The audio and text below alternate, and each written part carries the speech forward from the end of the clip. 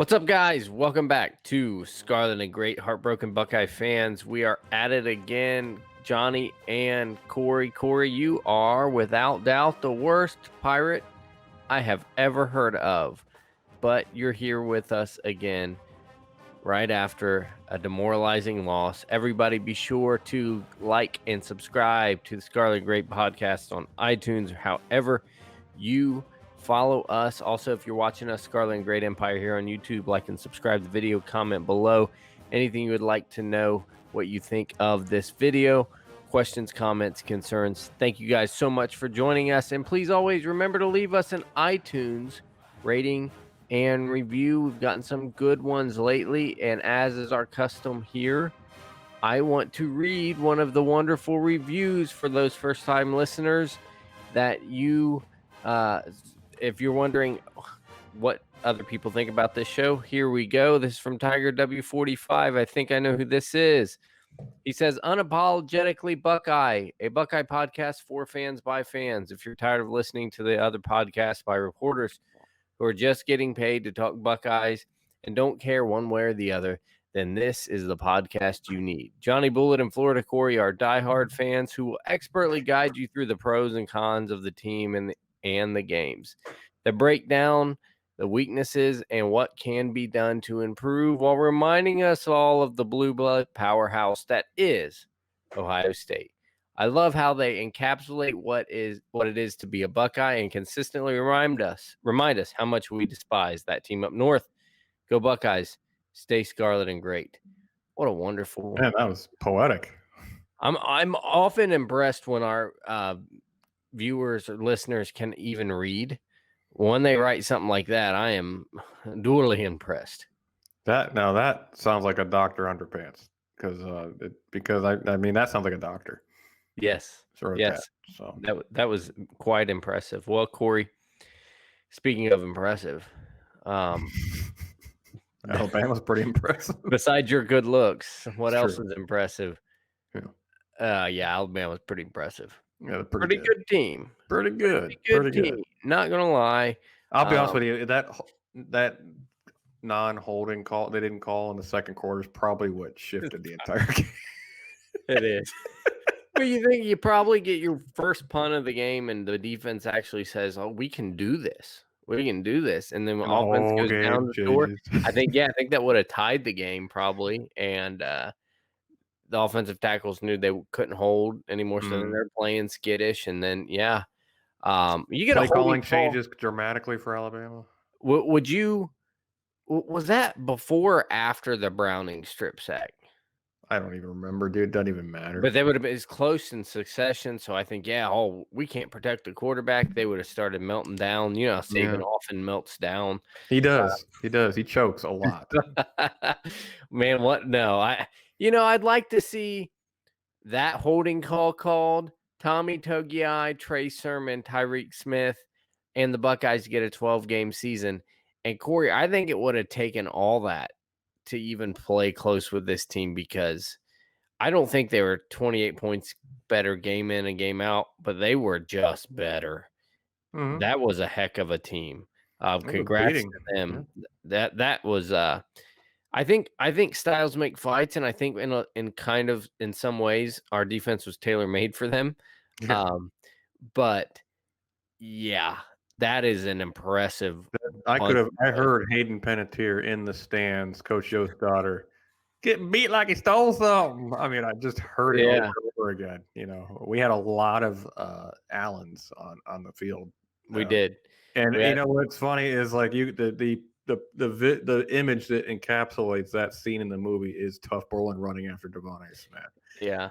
That is Allen trying to cover a better school. I wish we could have had him as Ryan Gosling, like superimposed on that scene and just chase. If any of you guys are great at gifs, you just go do that. You know. Yeah, can't cover him. He's too fast. PD, put in PD. We needed a PD. We needed several of them. Yeah, but that was an impressive bunch of guys out there. Even Najee Harris, stat-wise, was contained, but his yards after the contact was extremely frustrating. Yeah, it was on 3rd and 6. He'd get 7. It's just like, oh, jeez. And we'd hit him 2 yards deep. Yeah, Like if we would tackle him where we hit him, the running stats would be even better. And I mean, that was the worst second and third down defensive performance I've probably ever seen by an Ohio State at least team. since 2018. Yeah. In 2 years. I mean, second and third down especially were really bad, and it was I've never seen a team like that. That is, I'm going to use the word virtually. They virtually never punted. Yeah. That never was, when it mattered. yeah. No. Yeah, once right before half, it seemed like they were just kind of And real late in the game when it was over with already. Yeah, so garbage time, and right before the half, you had a strip sack there. We did hold them to a 3 and out with 3 minutes to go in the fourth quarter. So we figured them out.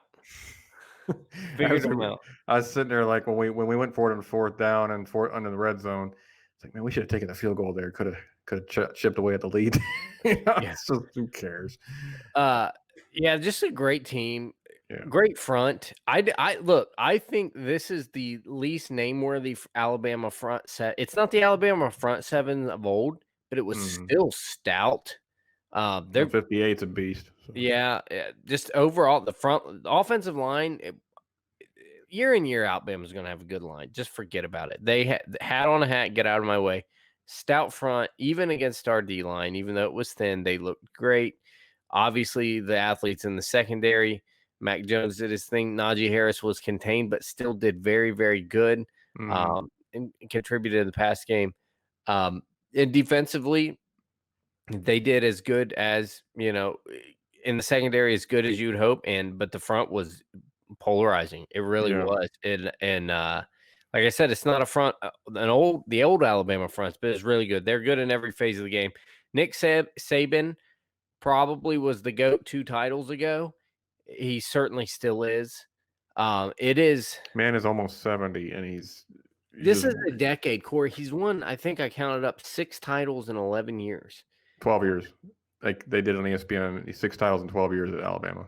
Okay, I was counting. I guess you got to count the year because I was going 9 to 21, but you got to count the first year, not in between. Yeah, so that's literally it's still every ridiculous. Other year. Yeah, every other year. It's Bama. If it wasn't Bama the year before, it's probably going to be the next year. And there's just no sign of stopping. No matter who he gets. And Cory, they just took a nap in the first half of the recruiting season while we were out to a roaring start. Saban wakes up 2 days before National Signing Day, and guess what? He got the number 1 class again. Yeah. It was 40th when we were number 1. Mm-hmm. I don't he's ridiculous. The coaching turnover, people say, well, look at all the offensive, defensive head coaches on his staff. Yeah, that's hard because they're constantly coming, constantly leaving. We know all about coaching turnover. That's hard. Every guy he hires ends up being the right guy. I don't know if he threatens to kill them if they screw up or what. But he has their children in a closet tied up the entire time. He must. Every guy he hires is the right guy. Sarkisian's a great one because he, mediocre head coach at Washington, and he was not that good at USC. He got fired for being a drunk. Now he's the most coveted offensive coordinator in the country. Lane Kiffin fired left on the tarmac, right? And then also fired at Tennessee. Also, you got Butch Jones over there on the defensive staff. Everybody works out. Mm-hmm. Everybody works out.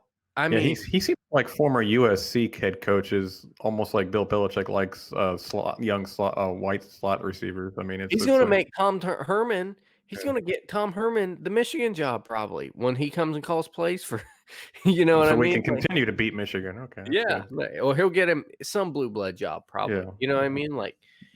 Man. Well, there's 12 blue blood jobs in the SEC if you ask the schools. So. That's right. He's going to get him the Kentucky job. Oh my goodness, SEC just built different. Yeah. Okay. Well, we've lauded them. Nick Saban's built different. Yeah, Nick Saban is truly. One day we need to study it. I don't know that we'll ever get to study it. There's probably some stuff going on that shouldn't. But whatever, he's getting away. It's working and it's dominant, and I've just never seen anything like it. The rest of the country's just waiting for him to retire. Come on, dude. Yeah, at this point, how do you just last year, the only reason first year he didn't make the playoff, and why was it? Because his quarterback snapped his ankle, and a combination of that, and he happened to play in the same conference with one of the greatest college football teams of all time. Like That's what it took. And he barely lost to LSU, by the way. He lost by like 5. Yeah, I mean, I would have put them in the with healthy Tua, and they don't lose to Auburn. I put them in the playoff. I would have last Their year. backup last year was Mac freaking Jones anyway, so it's like, Right? I mean, their backup was a Nick Saban recruit. yeah. I think you're all right. Yeah, exactly. He's a 3-star Florida kid, and he's turned out to be like Joe Burrow this year. It's kind of nutty. It is what it is. I mean, congrats, obviously, Nick Saban and Alabama. You've been classy. You guys are amazing, and you earned it every second of it. And you are the gold standard of college football. It is what it is. That's just the truth. If you don't like it, tough. I don't tell you guys, all you Buckeye fans out there, they are the gold standard. But you know what, Johnny? Ryan Day, I think, is just getting started, to be honest with you. I mean, second year, and he's in the national title game against, look, he went up against the GOAT. He won.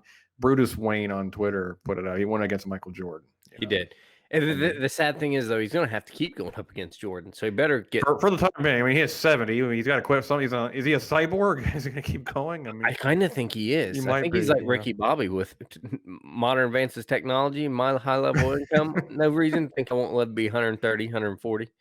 He'd be coaching at a competent level, 120 years old. He'd be like Joe Pa, just sit him in the booth and he uses the force to win the game. He's Baby Yoda. Baby Yoda's old for his age. Yeah, somebody told me that. They were like, Dave's just getting started. I'm like, guys, I believe that, but you don't understand. 6 to 12 years. I think it'd be ridiculous to ask Ryan Day to win 6 and 12 years.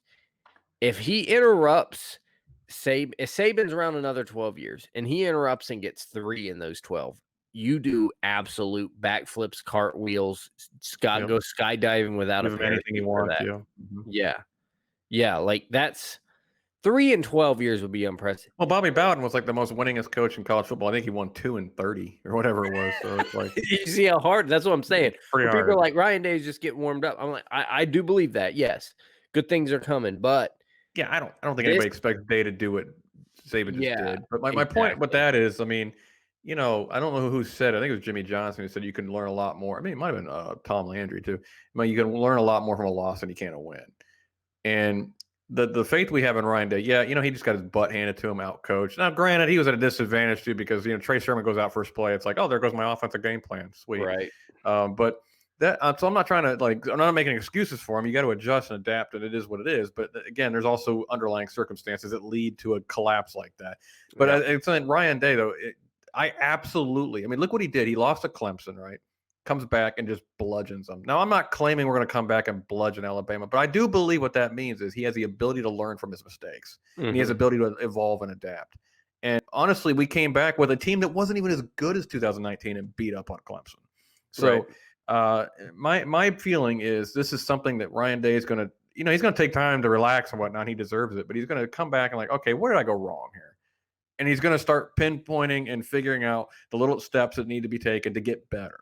Mm-hmm. So I think actually it's not fun. This feeling isn't fun. Although I'm not as upset losing to Saban at all, but it's still that being said, I have full confidence that we have a guy who's just getting started, who's now just got to hit a bump on the road. Like, okay, I conquered my first bump on the road, which was Clemson. Now I see the next, well, this is more of a mountain than a bump, but I see the next obstacle and how do I overcome it? I mean, and that's what Urban Meyer did and was so successful at for so many years. And now we have another younger Urban Meyer doing, I think it's going to do the same thing. And look at the recruiting classes coming in, just going to keep ascending. And I have confidence, Ryan. This is definitely not the end for Ryan Day by any stretch. It's a huge uphill battle with Bama because, they just landed a better recruiting class than us. And I would argue they're the one team that actually outdevelops us in talent. Yeah, a little bit. And that's such a battle. But all you can do, I guess, when you're taking on the Death Star is get within striking distance, right? Mm-hmm. Get within striking distance, stay within striking distance, and like you said, just where can I poke holes? Where can I get better? Where can I get better? Well, that's the key though. It's like that's why this is not a coach that's going to keep trying to do the same crap over and over again. Right. And for him, offensive side of the ball, we know we're in good hands because he certainly at what he does works. Mm-hmm. He's a great offensive mind. And 2, he's recruiting well. 3, he has shown he will clean house in when something's not working. He already Yeah, showed that as soon as he got handed the reins. So, the way we lost certainly upsetting, but if you had to have anybody not named Nick Saban coaching your team, I'm pretty happy that it is Ryan Day. Yeah, not to mention Ryan Day again. This is his second year. He's 23-2, I believe, and He's on top, 23 in the gold standard. He's 23 in Clemson and Alabama with yeah, a win over that's who he's Clemson. lost to, and he barely lost to Clemson in a questionable fashion. On top Yeah, of that, so, yeah. and like, look, I'm any coach that comes in is 23-2. He's got 2 Big Ten titles, 2 trips to the playoffs, 1 trip to the national title in his first 2 seasons as a head coach. He's recruiting gangbusters, and his one bad loss is to Nick freaking Saban. I feel pretty confident going forward with Ryan Day. Plus, he's only 41 years old. He's got a lot to learn, a lot to prove still, and what's ahead of him. So he's going to get that chip on his shoulder. Is going to get bigger and bigger, and he's just going to figure out more and more ways to conquer the mountain. And I'm totally confident in Ryan Day and to get this done and get this righted. But I'll tell you, going forward with the program, Johnny, we've congratulated Alabama. Congratulations to you guys, and Ryan Day, we do believe will pick himself up and learn from this. Do you think, judging, I mean, we looked at all now at the end of the season, what do we always look for? We always look for what went wrong if you don't win the last game, right? What went wrong? Okay. Well, first and foremost, you got to have players to win. And we know what went wrong in this game is Togiai being out, Tyreek Smith being out, and then Trey Sermon going out in the first play. That's 3 major difference makers that have gone out, and it is what it is. I'm not saying it would have made a difference. I don't know, but it would have helped, obviously. Right. So the key guy that we don't think is coming back. There's a laundry list of players that may or may not come back. Haskell Garrett's rumored to possibly be coming back. I don't know. We'll see what happens there. But the key guy that everybody is kind of like a little iffy on, Todd McShay and Mel Kiper just wrote an article on him, is Justin Fields, saying they think he could benefit from another year. Now, we all believe he's gone. Okay. I think he's gone. Do you think there's anybody like Ryan Day is sitting down in the office? Do you think Ryan Day, because is he sitting down with Justin Fields, Johnny, and saying, look, I know you can go make a lot of money now, but if you wait one more year, you could probably make even more money and be the franchise right away. Right now, dude, you need to put together more film and you need a little bit more time to develop. What would you say, Johnny? You think Ryan Day's doing that with him? I think what you just said is valid. Like that, if he's saying that, it's valid. I don't know if he has the heart to tell a guy, "Hey, man, you are about to like." What does a mid first round pick get paid? 3 or 4 million in a year. It's definitely a lot less than like top 5, Right? So. But like, dude, you're about to go get paid, guaranteed. Like, all you have to do, you can say you don't even have to go to the combine or pro day. Say it was COVID. You are guaranteed right now a couple $1,000,000 a year in life-changing money, generational wealth if you play your cards right. Even if it's one contracted out, you can invest wisely, live humbly, that factor of it maybe makes me think that he doesn't push so hard in saying exactly what you said. I think if Justin can handle it, I would tell him all that. Life-changing amount of money, I understand. It's locked up. You can go get an insurance policy, though, however, and probably be a top 3 pick next year. And I'm not going to lie, you're a generational talent, but you do have holes in your game that the pros will eat up. And we can work on those, and we can get some hardware next year, and you can make the top 10 pick, I think, is like the top 3 or 4 picks, like double digits their first year, I think, maybe even. Yeah, it's a lot more money than it's a lot more. Like, it just really tapers off. Look, I think he's gone, but I think you have like Dwayne Haskins would have greatly benefited from another year. Fields has started for a year and a half now after high school. You're going into the NFL where defenses are, I don't know, Cory, if I could complete a pass against an NFL defense, maybe a bubble with a 15-yard cushion, maybe. It's the heart. You mean with a Kerry Coombs defense? Yeah. If he was back at the Titans and just laid off 12 yards. Vrabel over there telling him stop doing that, But I think he's going into a situation with a year and a half of starts that I would like to have more if I were him. If it was my kid, I would like to think I'd say, "Let's go get insurance and let's come back and make even more money." I think Day's probably pushing it a little, but unless Day says in the back of his mind, I've already told him about those mistakes he's made 1,000 times. He's still making them. Another year's not gonna change it. He'll learn eventually with somebody else, but one more year's not gonna change it. And then which case he says, "It was good seeing you. Thank you for everything. I'll come to the wedding." You know? But it was a good question. I think he should come back, but I don't think he will. Yeah, he's already said in the press conference, "I'm going to miss him." So I guess they've already had this talk. But That's a little. Is that a little troubling, Corey? That his mind seemingly was made up that early. Like there was no even pause. Like I'm gonna take it. Usually, even when they're guaranteed to come out, they say I'm gonna sit down and talk about it with my family and stuff. He's probably already talked about it. Like I'm just going to move on. I mean, I don't know what else I'm going to do here. Everybody and then an average fan is like, "But doesn't he want to win the Natty?" And I'm like, No, "That's not not as really. important as making millions of dollars and supporting your family for the rest of their lives." And not to mention fulfilling a dream of playing in the NFL, being an NFL franchise quarterback. I honestly, here's a reverse point to that, Johnny. It could almost be beneficial to go a little later in the round, Yes. end up on a better team. What do you end? They're projecting him to Bill Belichick at 15. What a great coach to be coached by, If it was one of those things where you could go into the pre-draft and you say, people like I know there's no guarantee, but buddy, there is just no interest in you before Bill Belichick. And Bill Belichick has pretty much said if your pro day goes right, he's taking you at 15. Then you gotta go. But Yeah. there's a lot of because by the time they have to declare, right, and then the time I think is what time? When do they have to declare? I think like February or Somewhere around there, January. yeah. Yeah, Late this month or January or next month. February, yeah. Yeah, there's it'll draft late April. Like there's no guarantees in this business. We didn't think Dwayne Haskins was going to be 15th or whatever he was. No, we thought he was going to Giants at 6, and it looks like the Giants lucked out. And well, they got a crappy quarterback, but but at least he's still in the league. So Yeah, he's still employed. yeah. So with all that being said, yeah, that is the danger of coming out and going number. Now, if you say so, but that's the counterpoint though. If it was all about money and we didn't care if it was a crappy team, and hopefully you just end up being Joe Burrow and you're on a good team because they just fired their coach. They were bad for years and they got a new coach who ends up looking semi-competent and got some weapons.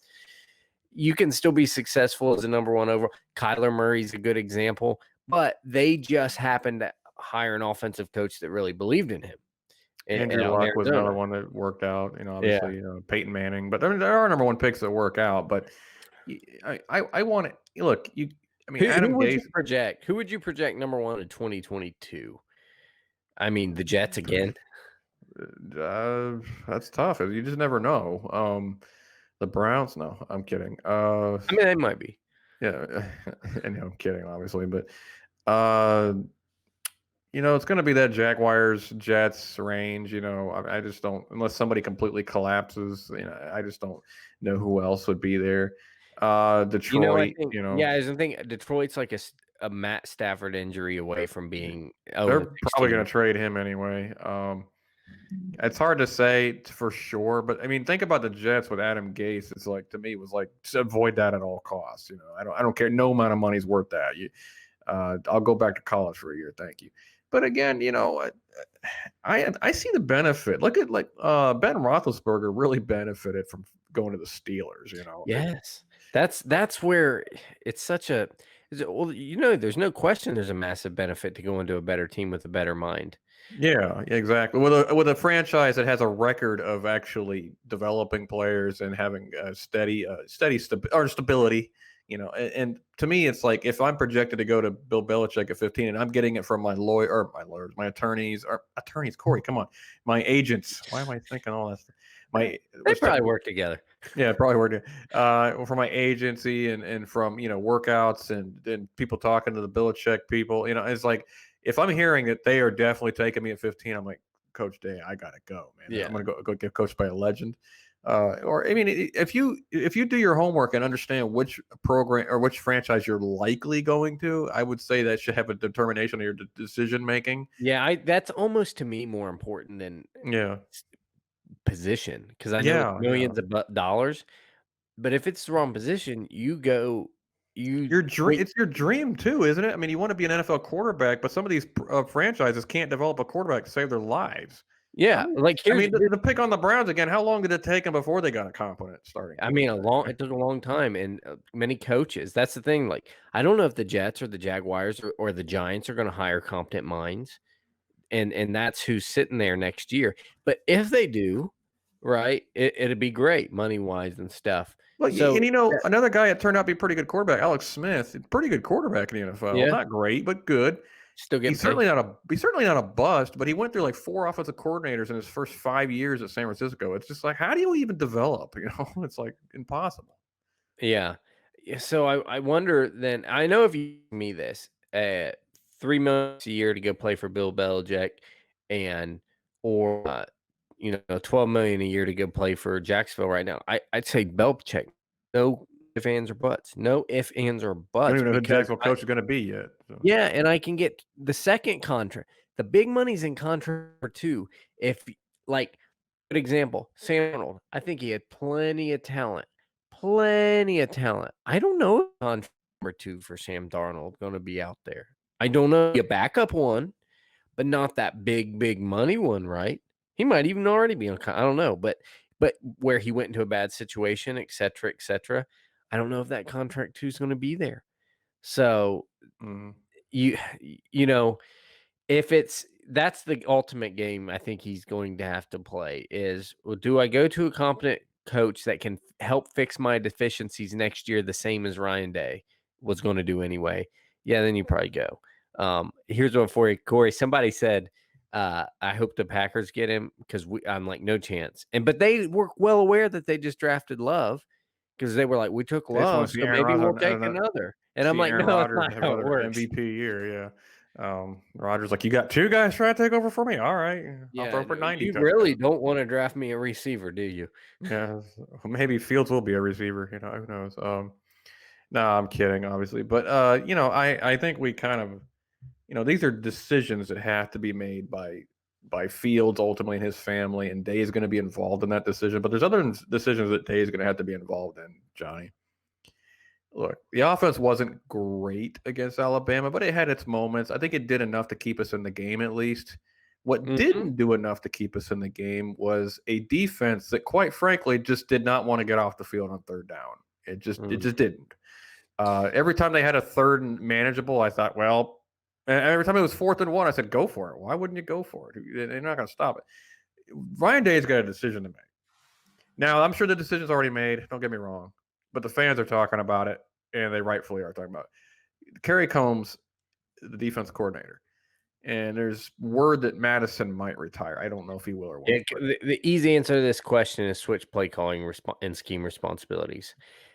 We're not going to get that because it looks like Madison might retire. So go ahead with your complex question. Yeah, it's a complex question about Ryan Day. And he has to, I mean, he's going to have to ask himself, I mean, the defense cost him hard this year. It did. I mean, they were 122nd in pass defense out of 127. And then, by the way, for some people that got on me about that stats misleading, whatever, I say, okay, fine. They're 87th in pass defense efficiency. To put that in perspective, Alabama's malign defense is 18th. Oklahoma is 9. Going into the game, yes, exactly. We make fun of Big 12 defenses. We make fun of Alex Grinch. They are eating our lunch right now defensively.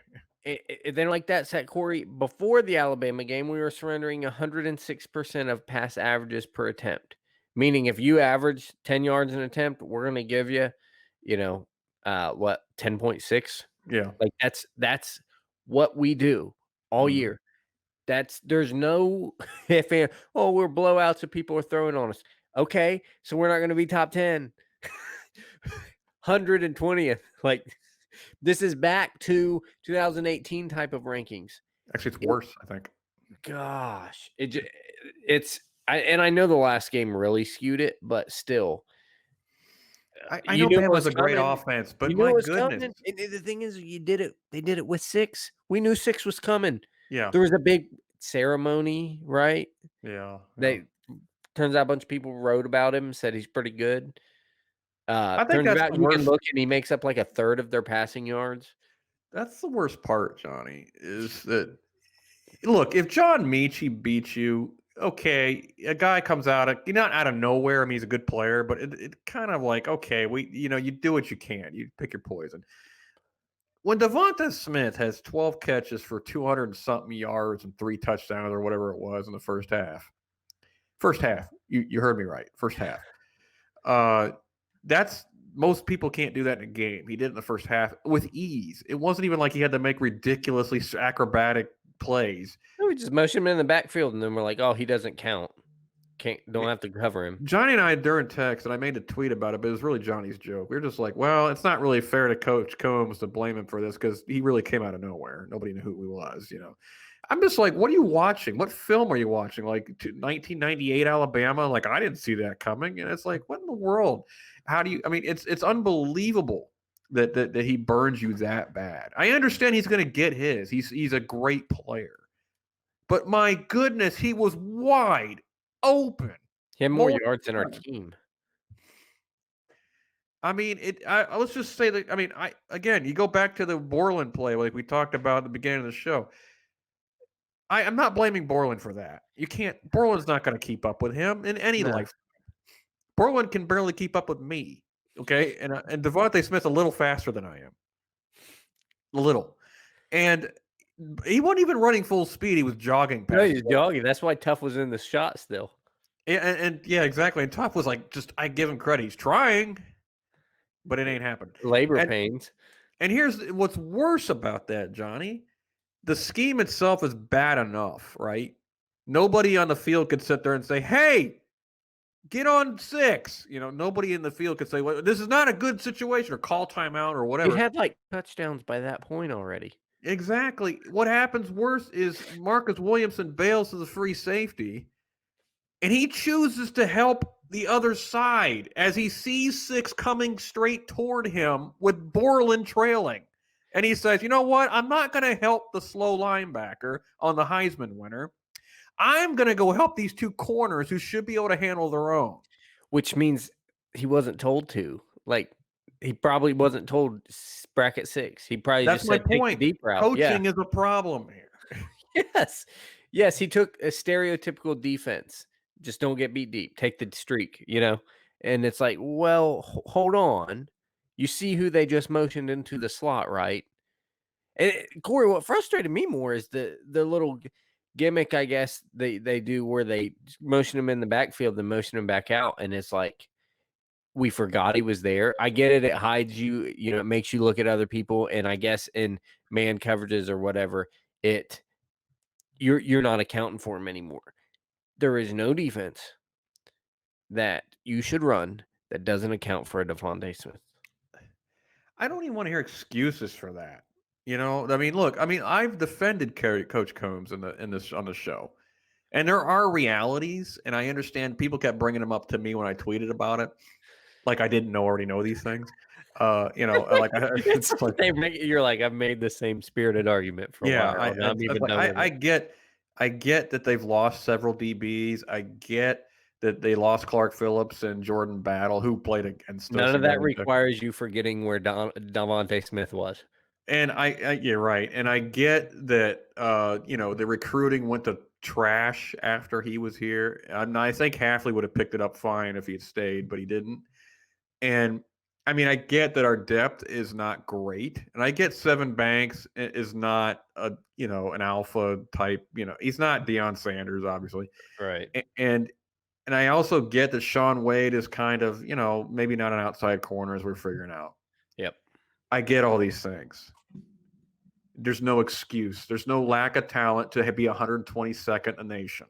He's not throwing back shoulder throw. He threw one back shoulder throw with Wade all over. Yeah, and that was a great catch and throw. That's not how they beat us, though. They beat us by him running wide open. That's the point. That's They're a not coaching even problem. Yeah. We didn't challenge them. And look, it's like Indiana 2018 when they're making back shoulder throw after back shoulder throw. What do you do? I mean, it's like they're just making great throws. They're just wide open. We had a good enough set of circumstances to have a defensive back in the same frame as Devontae Smith when he catches these touchdowns, right? We had a good enough defensive backfield to hold him to 100 yards and a half, right? Like, I understand there are challenges, but like you're saying, this doesn't excuse you not accounting for him. That's not a person. That's not. Well, recruiting was bad. Okay, It's you good still gotta enough count for him. It's good. It wasn't so bad that you didn't have 11 players on the field because you didn't account for a guy. It's so bad you had to play with 10. It's basically what you're telling me. It's so bad you only had 10 guys. Well, not to mention, I mean, Banks wasn't like a top 2 corner, but he's not a horrible player. He's a low 4-star. Sean Wade was nearly a 5-star. I mean, Marcus Williamson was a 4-star. These aren't like 2-star walk-ons you're playing with. You have some players. I mean, Josh Proctor was nearly a 5-star. Lathan Ransom, who's a freshman, I get it, but he's on nearly a 5-star. Hooker didn't play. I don't. It's like, I mean, I get it. Cam Brown's hurt. I get there's a lot of these things that hurt your depth and whatnot, but you still have enough players to not play 4-4 on Alabama all night long as they're torching you. Yeah. And that's another thing is the adjustment didn't get made. Right. Like, okay, look, I understand you go in there with a 4-4 mentality and say, look, Togiai's out. I gotta clog the middle, and I have because they like the underneath stuff and they like the RPO Clog stuff. up the RPO, yep. And I also got to stuff the run because Najee Harris is a monster. I get the mentality with it. I get starting with it, but they were torching it. Like, again, move on. The guy you're not accounting for with that defense is the one that just won the award for being most bestest player in the world. And he won every other award, like best receiver, best offensive player, I think. Right. I mean, so it's like that should probably be let Devontae Smith and Mac Jones beat you should not be your game plan. No. Right. And I get it. We were built to. I said it all on the show. Hey, our plan has to be to stuff the run and make the passing game be contained, but beat you. I get that I said that, and I still believe that, but I didn't mean let him run wide open. I didn't mean just get completely forget about him. No, the game plan needed to be front 7 pressure, contain the run, and contain Smith. Do the best you can. I mean, make him make plays on you. Don't here you go. It was a sad. How am I going to keep him out of my house? I'm going to open the front door and invite him in. I don't know what the kind of game plan was going on here. I mean, Sarkisian is a good play caller. Yes, I'm not taking anything away from him, but it shouldn't be that easy.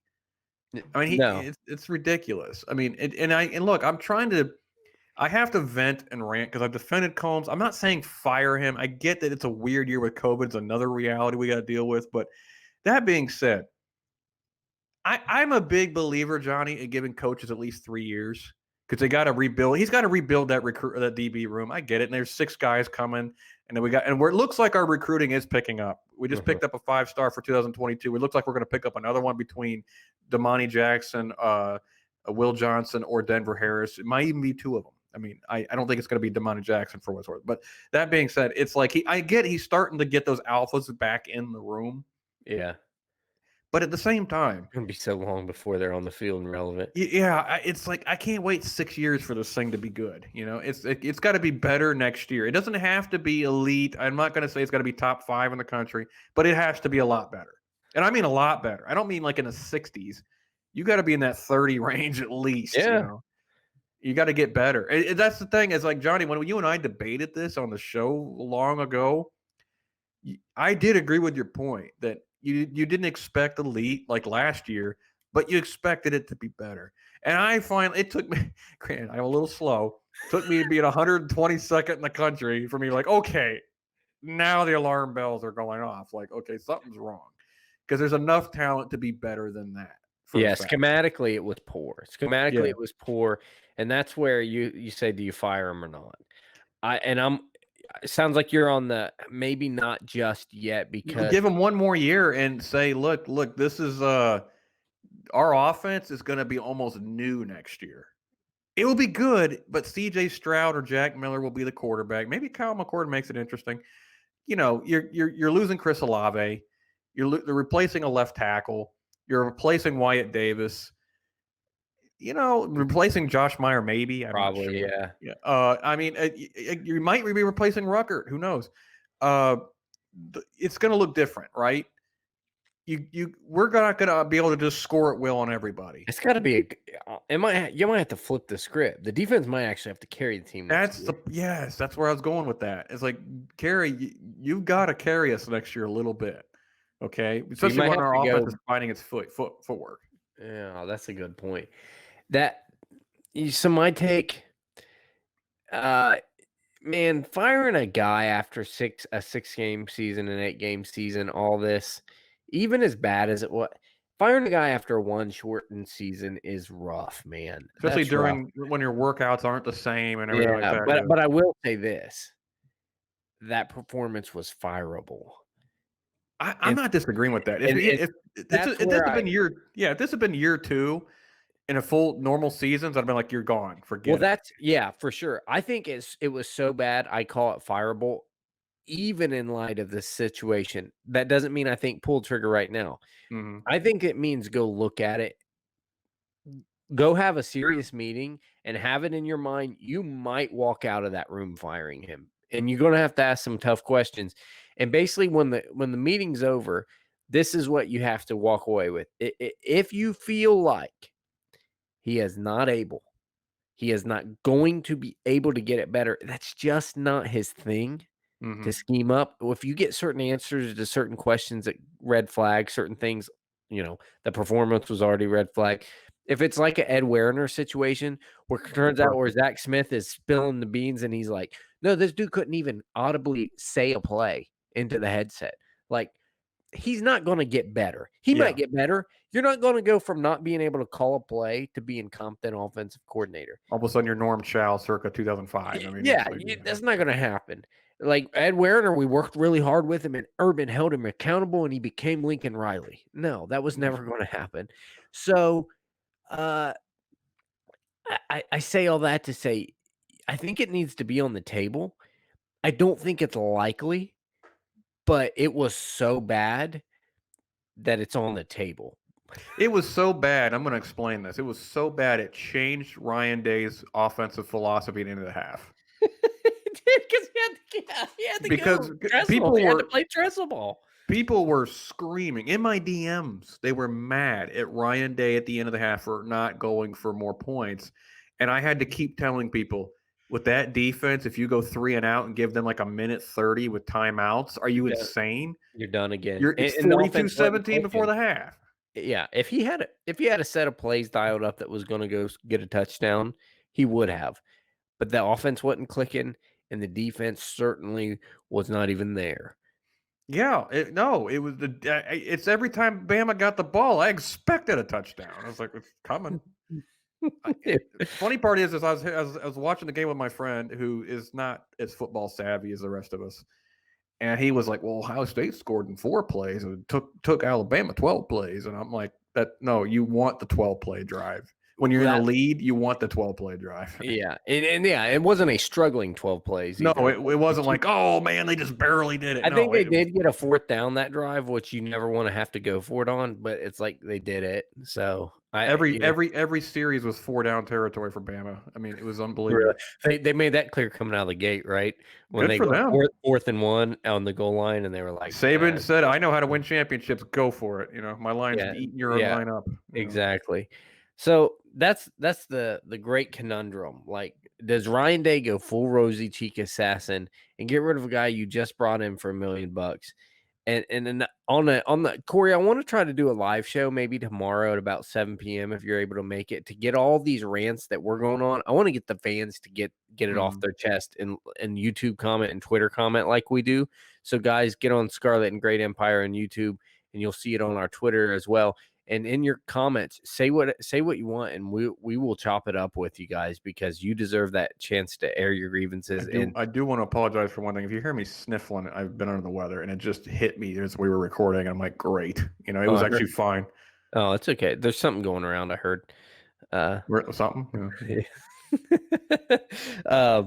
But yeah, we're going to do that and go through airing these grievances because we need to find out, like, is this a rosy cheek assassin? Like, or what I want to talk about is, was it a huge mistake going and getting a guy that we knew never called a play in his life and throwing $1 million I bucks just wonder at if him? Ryan Day was thinking about the recruiting more than anything. Yeah. Well, I mean, you wouldn't think with Madison there, who's been calling plays for years, you wouldn't think it could have gotten this bad. You really wouldn't have.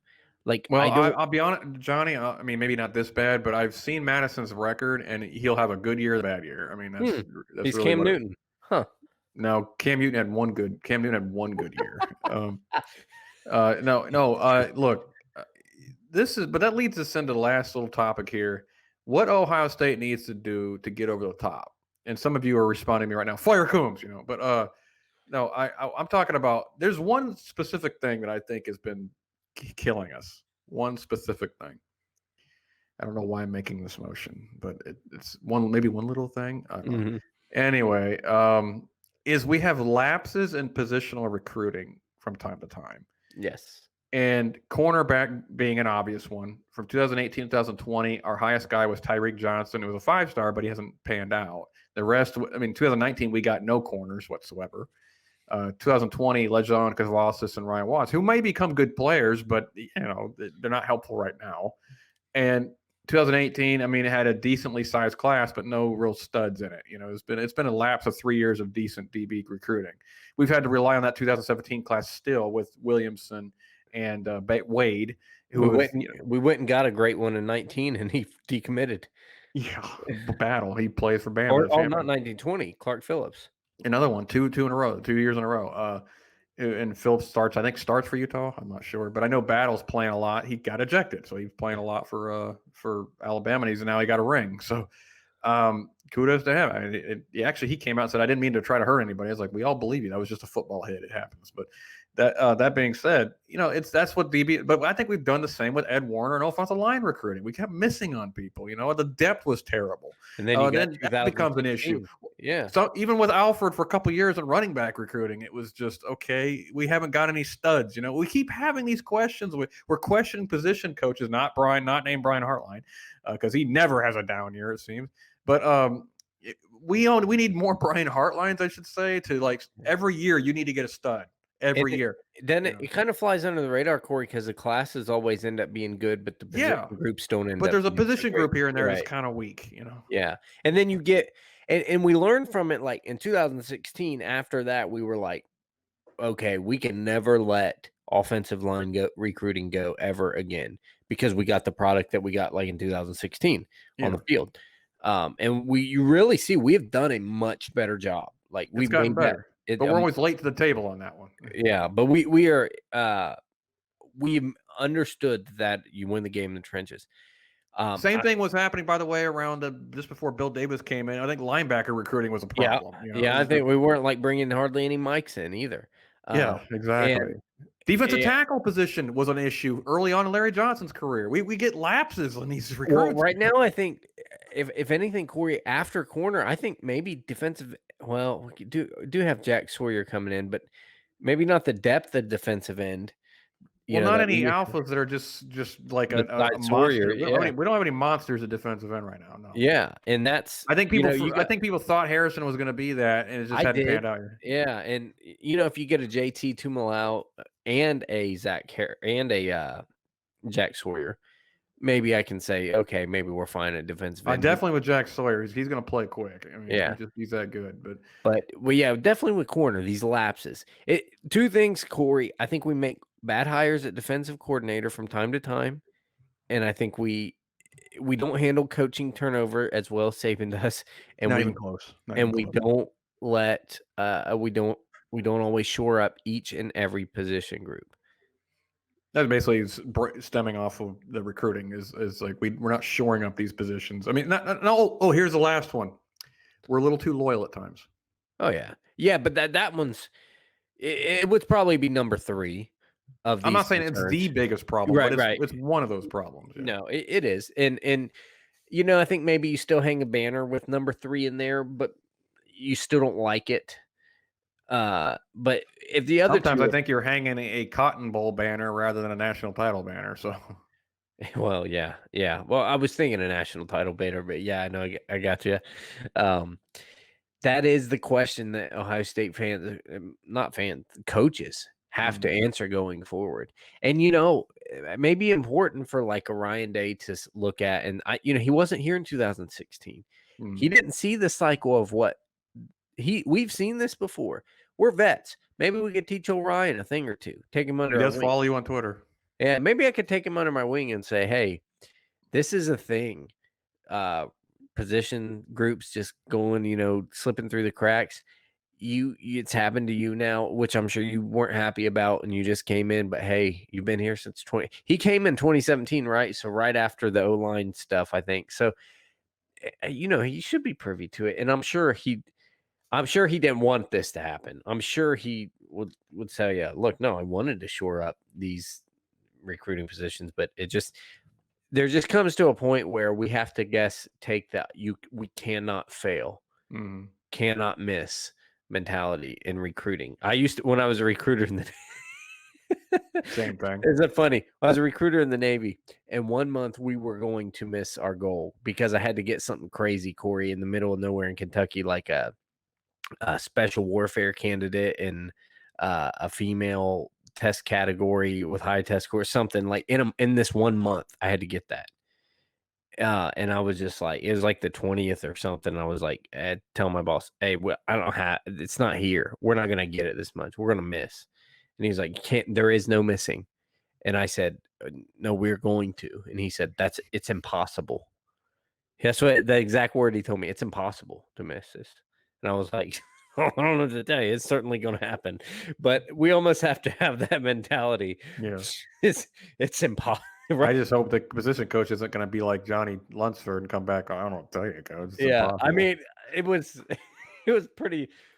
Yeah, different worlds, right? I think it's possible for Ohio State to land good people, more so than me to bust the world wide open on special warfare candidates in the middle of Kentucky. It's definitely more possible to get good recruits than you to get a pretty girl to do anything. So yeah, it's another thing. Like I had all the odds against me, so that's true. Yeah, you were screwed. Yeah, but that needs to be our mentality going forward. Can't miss. It's impossible. Yeah, I agree. No, like I just got off the phone with him. He is going to Bama. That's impossible. I don't know what to tell you. Coach, he just got a Maserati from Saban. I mean, I don't know what you want me to do. He's going to Bama. All I can do is a Dodge Charger. I can't raise him anymore. I can get another booster on the phone and maybe up the ante a little bit. That's all we can do. Oh, here comes Georgia. Dang it. Yeah, you're not competing with that. Oh, well, Cory. How did he have Shad Khan's yacht? What the hell?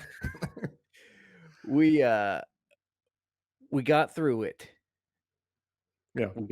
This was a lot on our chest. We had to get it all out there. It was a really good show, though. Do you got anything else before we sign it off? I've got everything I need to get off my chest. Thank you guys for listening and putting up with my sniffles.